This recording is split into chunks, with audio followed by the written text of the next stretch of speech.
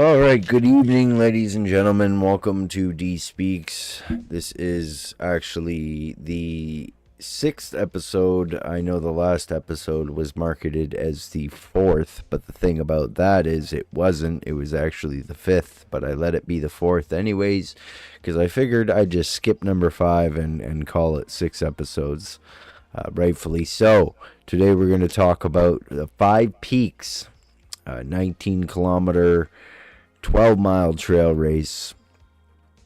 I'm going to recap my experiences internally, be the mental and physical thoughts and impressions, the course recap, and what will be next for me. Now, I'm going to jump right into it because I am just wiped. And this particular experience put me on my bum, to say the least.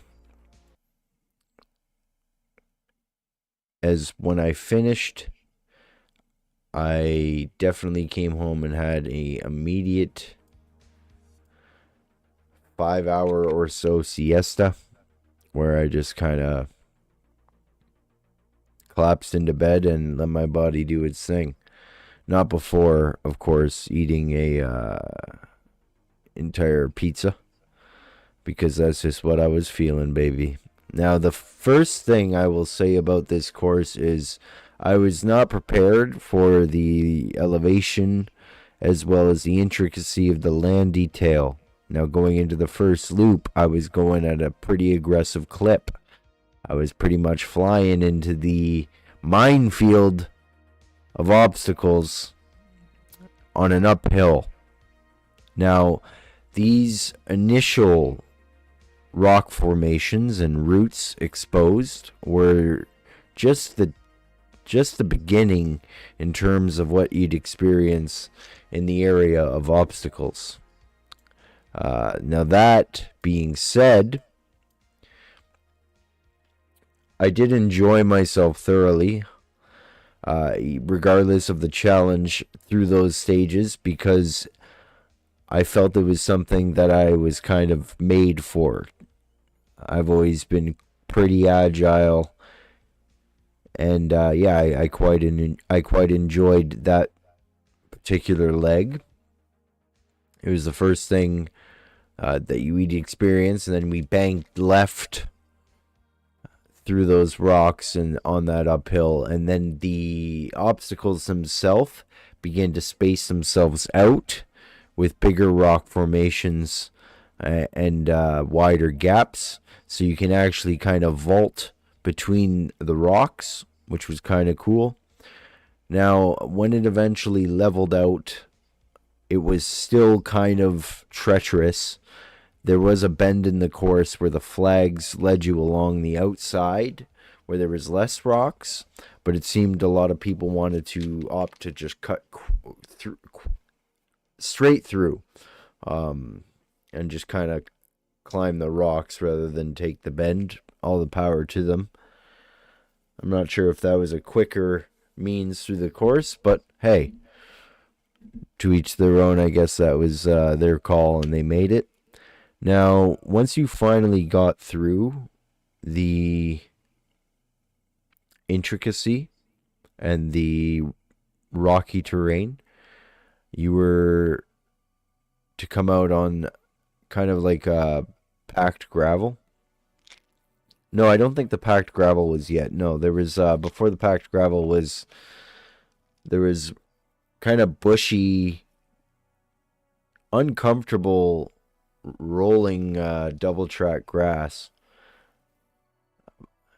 I don't think that, I'm not quite sure if the packed gravel was before or after that, to be honest. But I remember that grass after that rocky section. The thing about the grass that I didn't really enjoy was that it was so shaggy that you really had to lift your knees to get through it without kind of catching your feet on it. And then, to make matters worse, that grass led into quite a steep hill. And those two things coupled weren't very fun to deal with. They were quite exhausting. And then there was packed gravel. So I think there was packed gravel before the grass and after the grass, but I may be wrong about that. The thing about the packed gravel is that you would have slow and steady incline, and then the declines that followed it, I could feel the friction in my shoes. It was heating up, and it kind of forced you through. If you didn't slow down intentionally, you would have picked up speed, and it kind of would have messed up your game a little bit if you weren't ready for that. But following that packed gravel and the rolling grass, the shaggy grass, that kind of was difficult to get through. There was another hill. Now, this hill, particularly speaking, wasn't shaggy grass. It was kind of stony. It was very difficult to get up, and it did have a lot of give to it. So the first time going up that hill, I remember pushing on my knees to get through it. And then following that hill, I believe, was the boardwalk section, which was very cool, very scenic, very enjoyable. I believe that was the part that led into the lake. Well, you eventually passed the lake. So there was a lot of just typical trail as well. And when I say typical trail, I just mean like footpath with rocks and such. But I will say this, almost every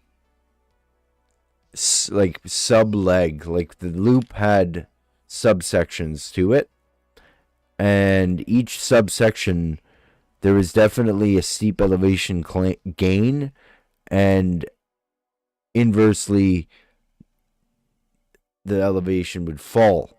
So the trouble with that was, especially in the rocky terrain sections, was when the elevation was falling, you had to expend your energy to slow down, which was problematic.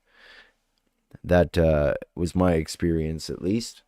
But after the boardwalk, you come out into more packed gravel, more steady incline, more steady decline, and then eventually you will come to paved pathway, and that paved pathway was a sure indication that your loop was coming to an end. And I knew this going in because I walked for about 15 minutes, beginning at the start and going backwards, so that I would know when my loop was finishing, and I can actually give it a little bit more of an oomph going into the second loop. And going into the second loop, I was fully aware of the intricacy and the steep incline that was going to come immediately after passing the gate. And I definitely, though I gave a pretty solid effort rounding that gate, because they call out your name and they're saying, "Here comes Dylan Dombrowski." So I'm like, throw up the guns or whatever, just be like, "Yeah, that's me." So you want to look good, you want to look strong.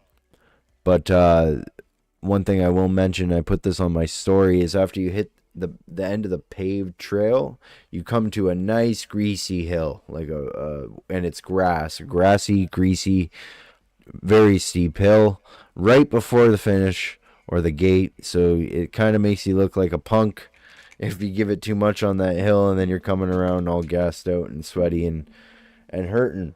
I will say one thing. I didn't. I've had these beers sitting in my fridge for probably 2 weeks. I haven't finished one. It's kind of hard for me to get through one, but I figured after such a race, cheers to a solid effort and to finishing. But so we're going into the second loop now, in my mind's eye.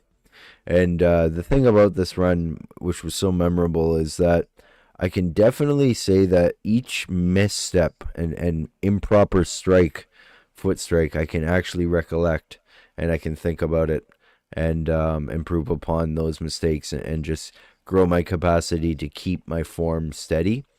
So I did come out of the gate pretty hot for the first loop, and the reason for that being is I'm used to a flatter terrain, and if not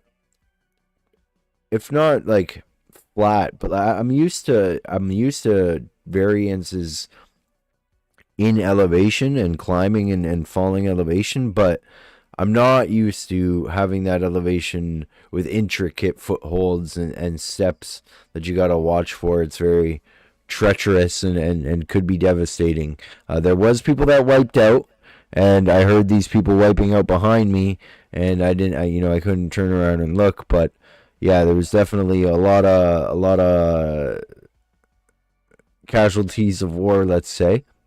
There was definitely some DNFs. I hope nobody got hurt, but yeah, I could see how that would happen once you get fatigued. It's hard enough doing those up, like it's hard enough to navigate that minefield when you're fresh, but doing it after your second or going into your third loop is definitely a dangerous dance, right? But yeah, moving along, so going into my second loop, I was aware of the intricacies. I was aware of the steep hills, and my plan was basically to keep the steady pace as I did, as per my metrics report, reporting my stride and my heartbeat and my cadence all remained pretty consistent, especially after the first leg. I think I slowed down during the first loop and told myself I wasn't going to get caught up running anybody else's race. I was going to let people pass me as they wish, and not really fret too much about whether or not I was going to place in the top ranks. Although I wanted to, I realized I needed to be humble in this position because it's my first time on a trail in a competitive atmosphere, and it's not even that competitive. A lot of people are, maybe for some.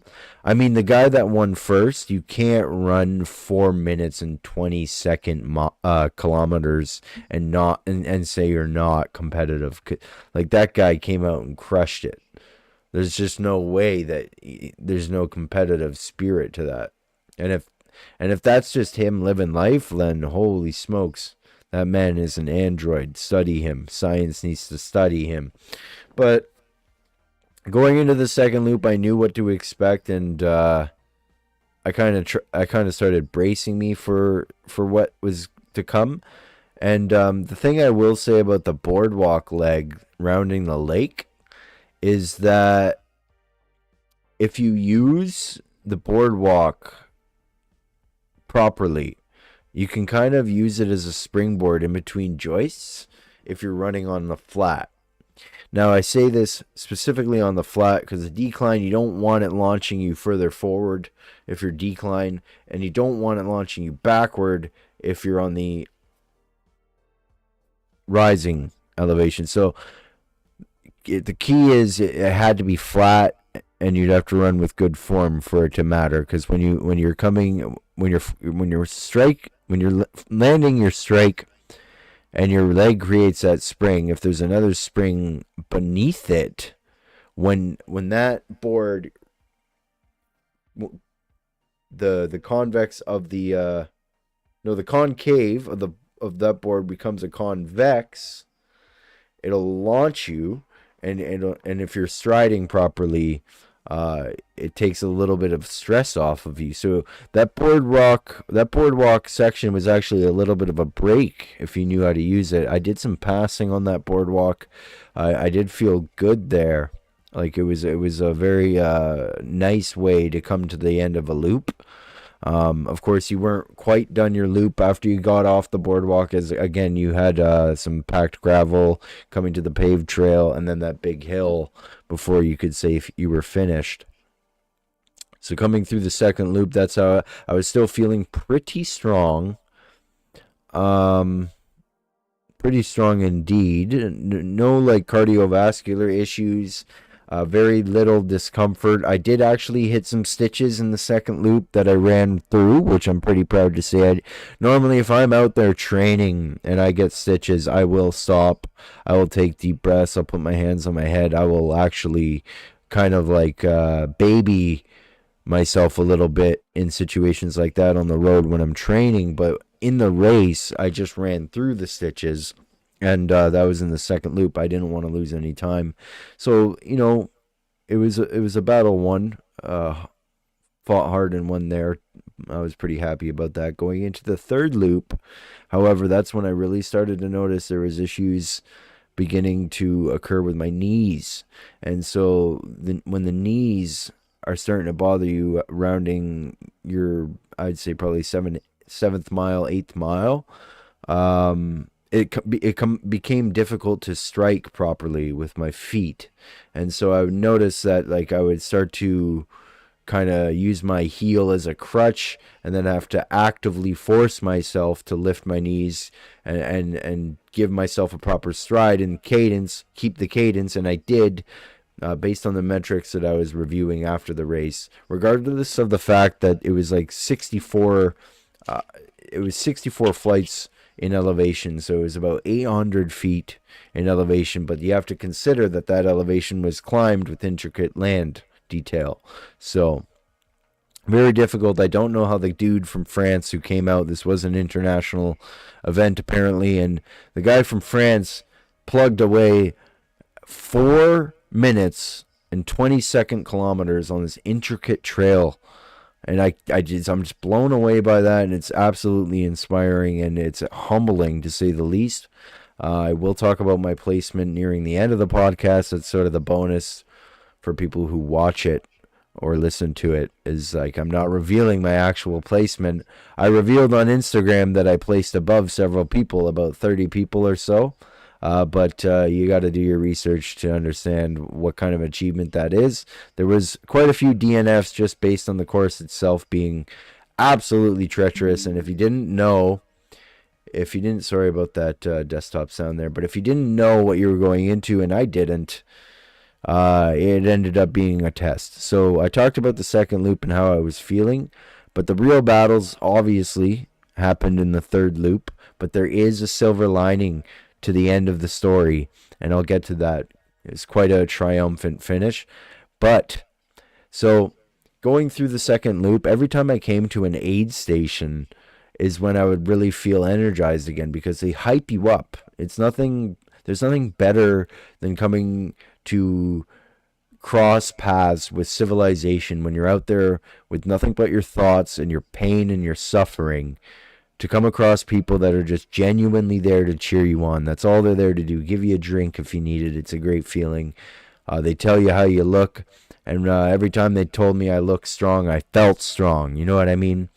But granted, I ran into some issues with my knees, started to force me into heel striking, which becomes a vicious cycle in itself, because when you start heel striking as a crutch, you're going to put more pressures on your knees, and it's going to start being more of a problem.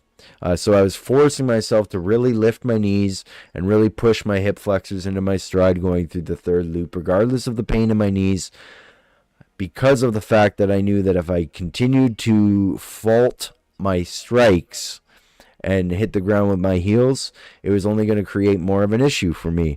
And given the fact that there was 800 feet of elevation to climb in the loops of this course, I couldn't afford not to strike appropriately. So especially going through the places where the ground was a little bit more firm, especially going through the places coming into the intricate loop of the very first part of the course, where it just launches you right into rocky landscape, uphill, roots exposed, all that kind of good stuff. You really can't afford to be hitting your heels. You'll definitely roll. There was people, like I said before, wiping out. There's people cautioning me of the specific things that they would encounter on their loops, that they'd see me up ahead and they'd tell me, watch out for this route or this thing or the other thing. There's people that were experienced, they were going through it out there, and it was really cool to be a part of that. But on the third loop, going through the knee pain and forcing myself to continue to strike effectively with a not a forefront. I was right on the tips. I was on the ball of my foot almost the whole race, and every heel strike, every faulty strike, I can remember it now vividly in my mind. And I did a 10-mile prep last week, Saturday. I did it on a place called Mount Trashmore in Kitchener here on Ottawa Street. Now the thing about Mount Trashmore is it is a pretty sizable elevation to climb on loose gravel. It is not going to prepare you for the intricacy of the rock formations and exposed routes of a trail like Crawford Lake in Milton. Sorry for the lag here. I'm broadcasting from my phone. Now, the thing about it in the third leg was going through everything you had to go through, knowing that your body is beginning to quit, or mine was at least. Now I know a lot of people, it was just another day in the office for them, but there was one moment, and I remember it vividly, where my knee almost, what they call, bonked. Now when you get bonked, like it's a failure of some kind, and you're gonna DNF. And these are more common in like Hurt 100 mile races, 250-mile races, ultras, anything over 50 miles where you're in ultra territory. You're doing double the length of a marathon. Now the lady that was standing directly behind me when I was doing my registration, she was saying how this will just be another day out for her, and she's done her share of ultras and her share of marathons. And I'm looking at this lady, and I'm thinking, wow, I'll be elated to be in that position. So let's just get back to how I felt during my third loop out there, and I'll tell you how it ends, because that is a little bit of a moment for me, and I'm gonna say why. So I mentioned that, and I shared on my story, that if you backtracked from the beginning, the hardest hill to climb with the loose gravel and the grass mixed in at the very end of the loop. Now, I wasn't even sure if my knee, at one point on the third loop, I'm not lying, I wasn't sure if my knee was going to make it through this for certain. I was just hoping that it wasn't going to buckle and quit on me, but I was pushing myself through it. My mind was in the fight. So once I hit the boardwalk, I knew, okay, the boardwalk it's nearing the end of the loop, and I felt comfortable there, so I was cool, right? But that didn't take away from the pain that I felt in my knee. But after I finished the boardwalk, I hit that packed gravel, and then I came to the paved part of the loop where I knew there was about 200 meters left, and I was like, yeah, we're here. I saw that hill, and I booked it. I booked it up that hill, and the people that were like cheering you on at the end were like screaming at the top of their lungs when they saw me book it up this hill. But then when I got to the top of the hill, I'm looking ahead, and I'm like, oh my God, there's like 100 meters left before I cross the flags, and I just booked it up this hill with a bum knee. I was like, imagine this is the time. Imagine this is the time where my knee just bonks and I'm done and I can't cross the finish line. Could you imagine? Like, I just physically couldn't do it. I needed someone to carry me, or I had to crawl, or could you imagine? I couldn't. So I'll go through some metrics. If you want to check out the metrics, I've posted them on TikTok at Dyl.A.D. It's actually at Dyl.A.D, and that's on Instagram and TikTok. And I posted in-depth metrics. There are some key things that are missing, like my stride cadence record, and there was pacing or something, some sort of metric that wasn't included in the original post, but that's neither here nor there. I was very humbled by the experience. Five Peaks put together a great event. It was wonderful to take part in such a thing, and I was truly humbled by the amount of greatness that surrounded me. And one thing that I have to say is that the person that won the event was from France. Absolutely smashed it. Tip my hat to that guy, 100%.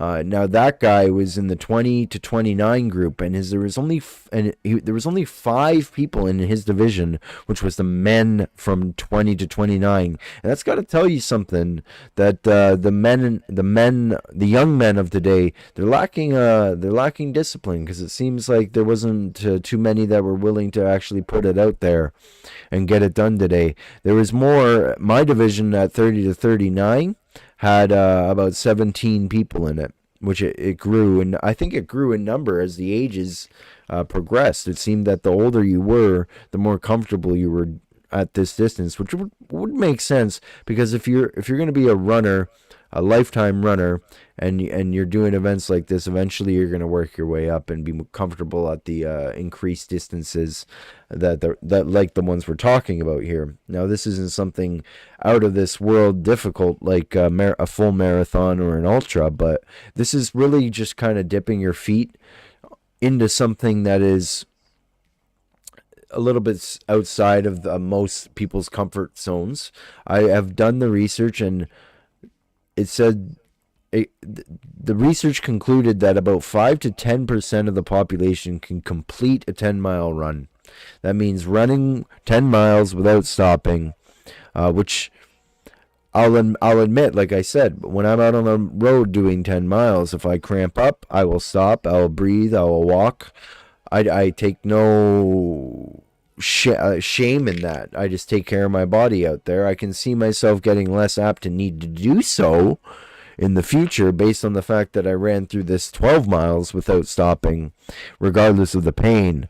I just accepted come what may, and I said I'll hit my recovery strong as long as it takes, but right now I'm going to suffer. I'm going to suffer through this because that's what I came here to do. And I did say that at the end of this podcast I would reveal my placement, and it's not that great. It's not that great. Originally, what was it? I'm going to have to... I actually have it on my phone. Oh, no, I can bring it up on chiptimes.com. And I will do that right now. Chip Times. Chip Time results. Pretty cool website. 5 Peaks. There we are. Race results. Now, we do have some races coming up. And I got pulled into a couple. I did meet some very interesting people at the race today. One of them was his first trail race. His name was, well, I'll tell you his name when I pass it, because I remember his placement. 5 Peaks. So we're bringing up the race results right now.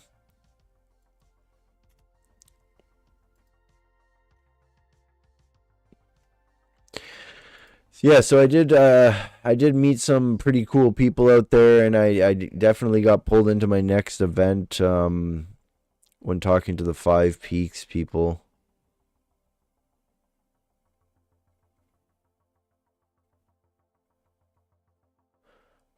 Well, because I'm using my phone, I can't look at the picture. Oh, that's the problem. I'm looking at 2020. Oopsie daisies. Here we go. Crawford Lake results. All right, here's the overall. No, I want the grit. Alexander Humbert. That was the guy that just came out and smashed it. So the guy Andy, he was pretty cool. He's going to be doing the Niagara run, and he has invited me to take part in that, which I thought was pretty cool. There's another guy, Marty. I actually haven't seen his finish. He's out there though. So my placement overall, not great, but not terrible. There was a couple. Oh, I guess this. Oh darn. There was a DNF on the first loop. Ooh. Yikes. Darn. Oh man, I hope she's okay. I hope nothing happened. because her first loop was pretty greasy. She had a 48-minute loop. And that is kind of concerning because she had a 49-minute loop and then just didn't continue. So I just hope she's okay. I hope she didn't get hurt or something. That's all I'm really concerned about there.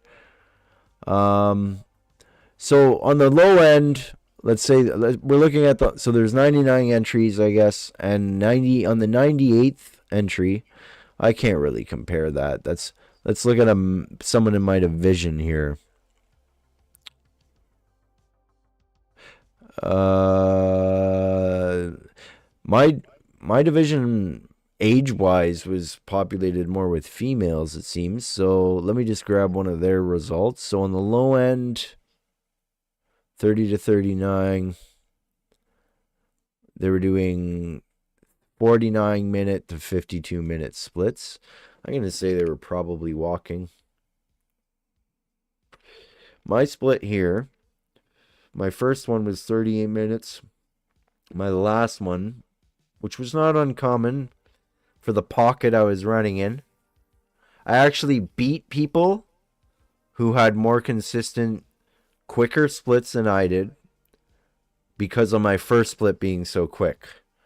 38 minutes, which isn't that quick, but there's like 10 people like a lot of people that placed higher than me that didn't run a 38-minute split.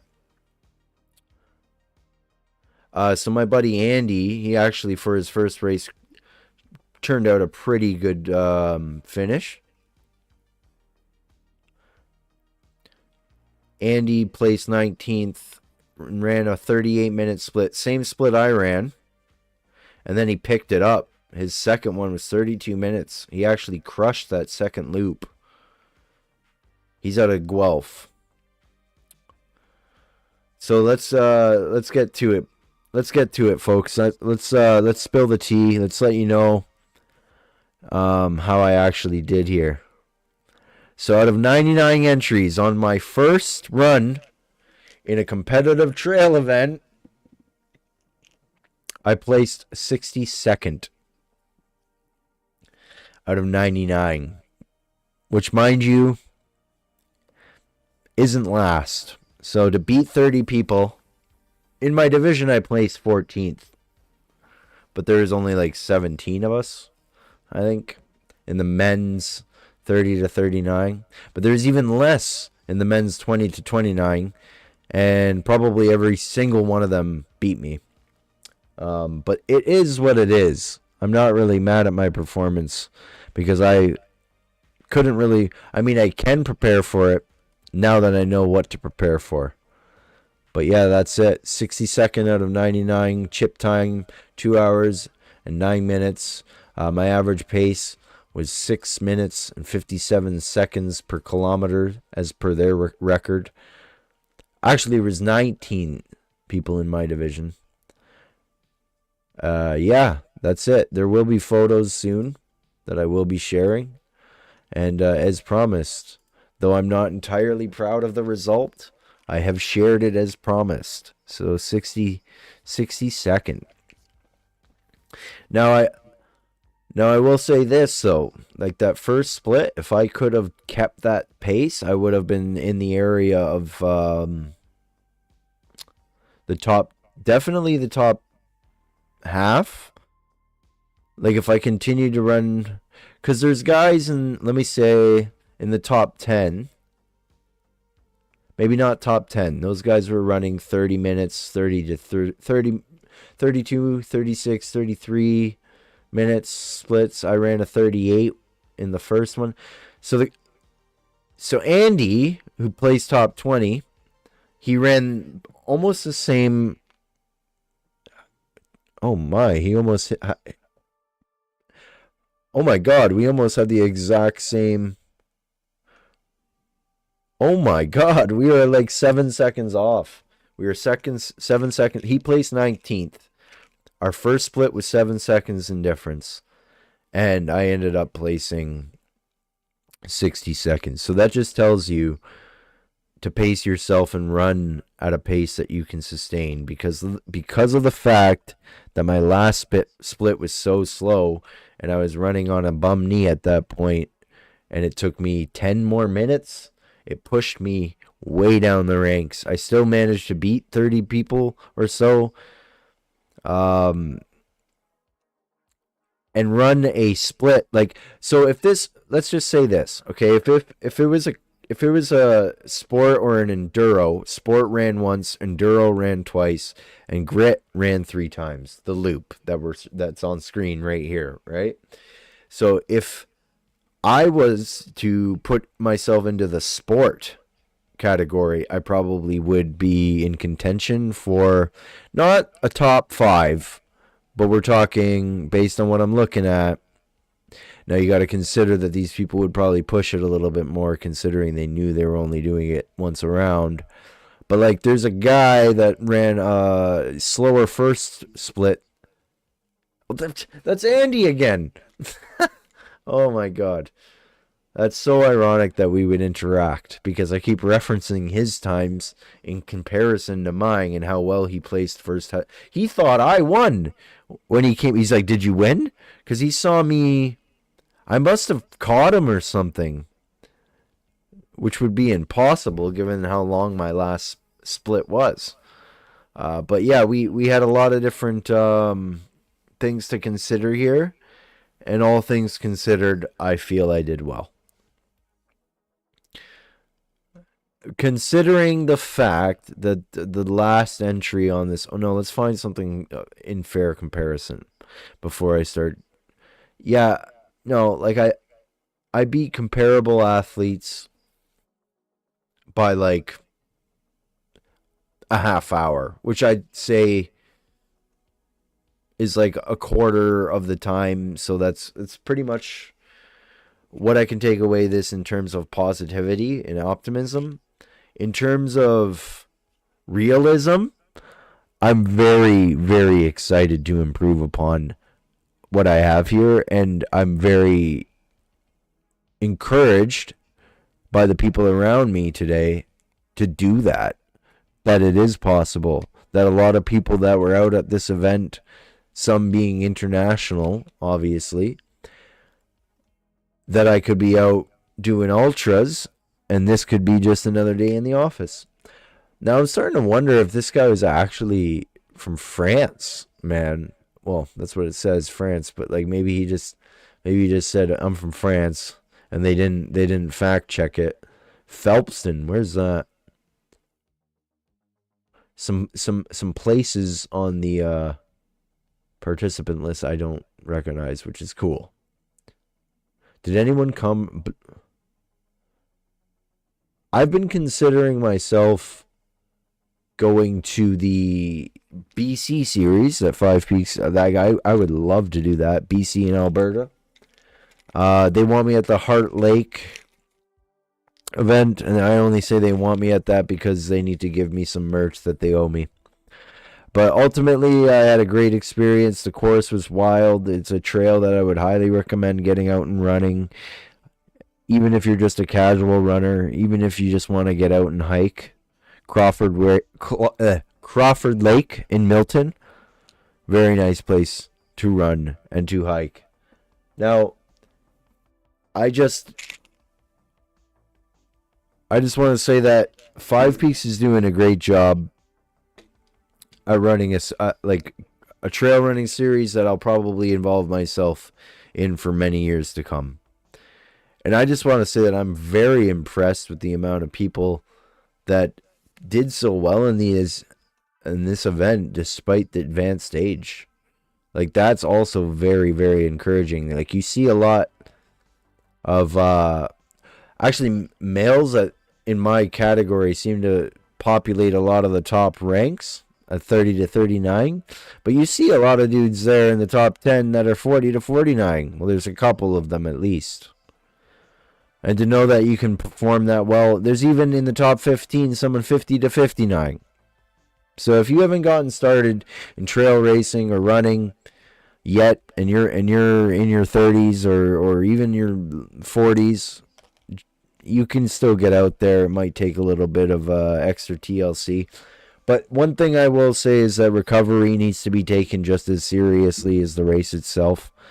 Like I said on my post that I tagged 5 Peaks in earlier, my bath was 66 degrees, 65 degrees Fahrenheit. It's very cold.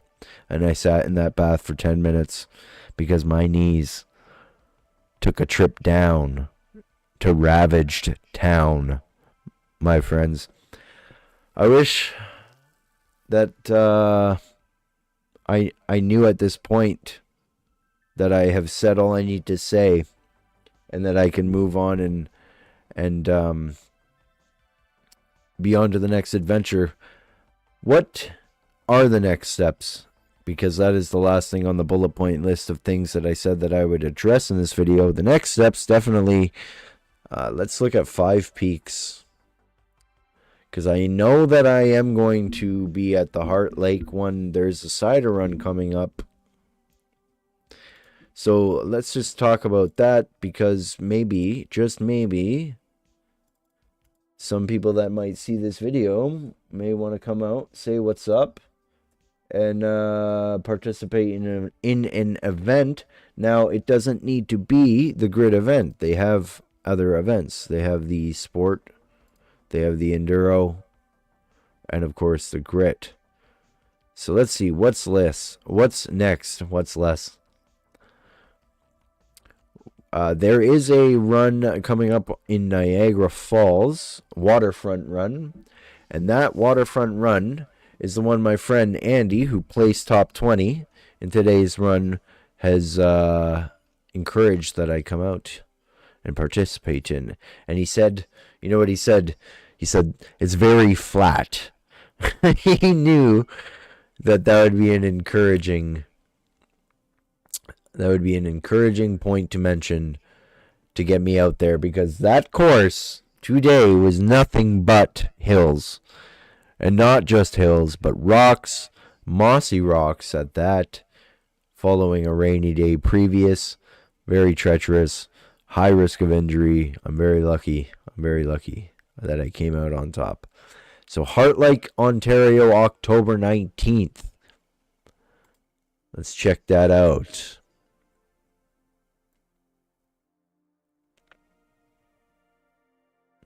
All right, the 5th event in the 5 Peaks Trail Running Series in Ontario takes place in Hearth Lake Conservation Park, Heart Lake Conservation Area.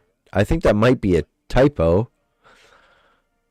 Takes its name from the spring-fed Kettle Lake, which is roughly shaped like a heart and located in the Etobicoke Creek watershed. This park is a popular destination for residents of Peel region, with more than 5 million visitors since it opened in 1957. The park is also very popular with anglers in the area, and it is stocked with hundreds of rainbow trout each year. That means they're putting the fish in that pond. 5 Peaks Heart Lake offers distances for all ages, abilities, and ambitions. Sign up soon to secure your spot.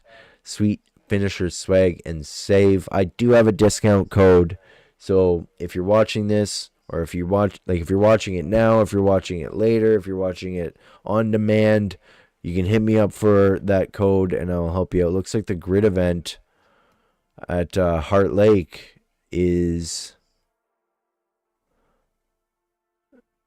Oh, I didn't see this page. Wow, this is really cool, folks.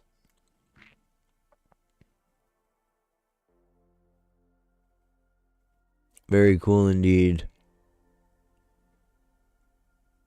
There's a detailed description.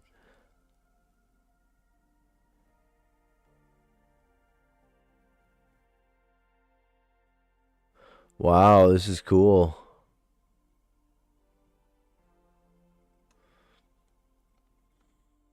Very cool indeed. I think because the Crawford Lake is a newer event, it didn't really have this